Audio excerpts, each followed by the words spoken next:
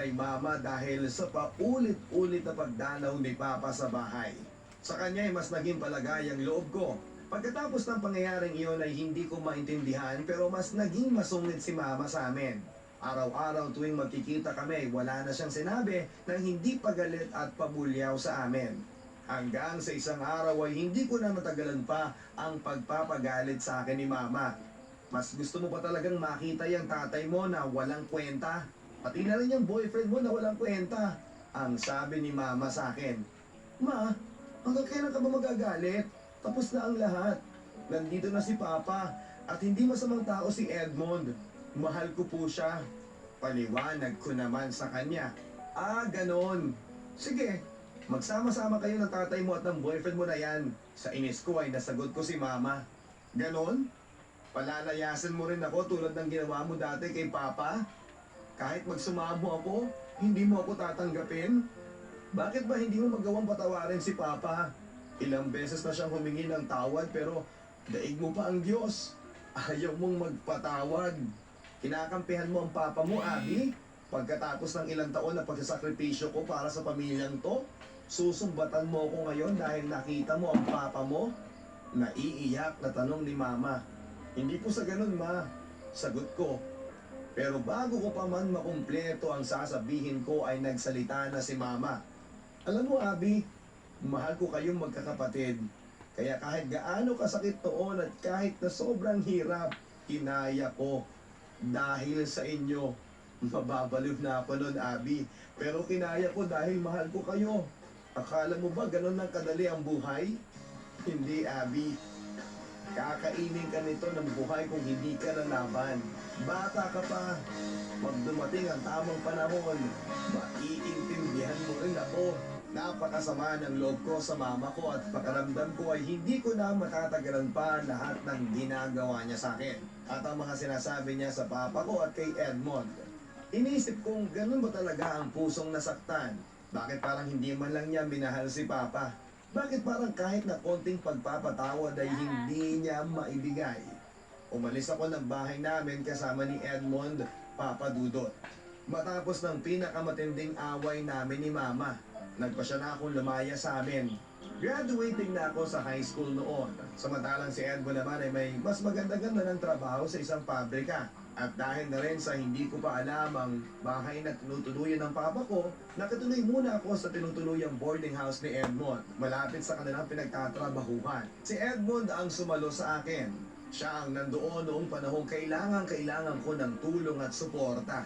Tinanggap naman ako ni Edmond at tinulungan ng buong puso at walang pag-aalinlangan. Ginusto kong itigil ang pag-aaral ko at magtrabaho na lamang muna pero ayaw ni Edmond. Sayang naman. Ilang buwan na lang at graduation mo na, ang sabi sa akin ni Edmond nang sabihin ko sa kanya ang pinaplano kong pagtigil. Ayoko maging pabigat sa iyo at sa pagtatrabaho mo, sabi ko sa kanya. Kaya ko to. Sige lang, tapusin mo lang ang pag-aaral mo at pagkatapos, saka ka na lang magtrabaho. Kaya natin to. Niyakap niya ako ng mahigpit at sa muli sa kabila ng lahat ng nararamdaman kong sakit sa aking pamilya, ay naging panatag ako sa mga bisig niya. Pagkagaling sa school ay agad akong umuuwi para maglinis at ayusin ang lahat sa munting kwarto namin ni Edmond. Kapag may iniiwan siyang pera, ay sinusubukan ko rin magluto ng kahit na anong simpleng putahe para sa kanya. Papa Dudot, alam kong napakabata ko pa noon pero hindi iyon naging hadlang para iparamdam ko kay Edmond ang pagmamahal ko. Hindi rin naman siya nagkulang sa pagpaparamdam ng pagmamahal niya sa akin. Wow! Mukhang masarap ang niluto mong ulam sabi ni Edmond pag uwi niya galing sa trabaho. Ano ka ba? Simpleng tortang talong lang naman yan sabi ko naman sa kanya habang naghahain. Walang simple-simple kapag mahal mo ang naganda para sa'yo. Sweet talaga si Edmond kahit dati pa at hanggang ngayon ay ako napapatawad ni Mama. Tumakas nga lang ako sa bahay at sumama kay Papa para makapunta dito Alam ko magagalit si Mama kapag nalaman niya ang ginawa ko. Salamat Ate Joanne. Salamat Papa. Hayaan na lang natin si Mama. Oo nga. Dapat magsaya tayo sa graduation mo. Sabi naman ni Papa sabay abot na nakabalot na regalo. Pinistig ko at nahulaan kong sapatos ito. Oo nga. Congratulations, Abby. Sabi naman ni Ate Joanne sabay yakap sa akin. Nasaan nga pala si Edmond? Tanong ni Ate Joanne sa akin. May trabaho siya eh. Sabi ko huwag na siyang umabsent at pasok-pasakot ko naman siya mamaya sa bahay. Nang magsimula na tumutog ang graduation march ay iniwan ko na muna sila Papa at Ate Joanne. Marami kami graduate noon at nasa gitna ng school quadrangle ang lahat ng masasayang graduating students. Sa kalagitnaan ng program, bigyan na lang ako nakaramdam ng hilo at sakit ng tiyan. Maya-maya pa ay nawala na ako ng malay. Pagkagising ko ay nasa ospital na ako kasama sina Papa at Ate Joanne. Anong nangyari sa ating Papa? Ate Joanne, may sakit ba ako? Hindi pa namin naman Abby eh. Sagot ni Ate Joanne. Hindi ka ba nalilipasan ng gutom anak? Nakakakain ba kayo ng maayos ni Edmond? Pag-aalala ang tanong ni Papa. Hindi na ako nakasagot sa tanong ni Papa dahil dumating na ang doktor at magkahalong gulat, tuwa at kaba ang naramdaman ko nang sabihin ng doktor.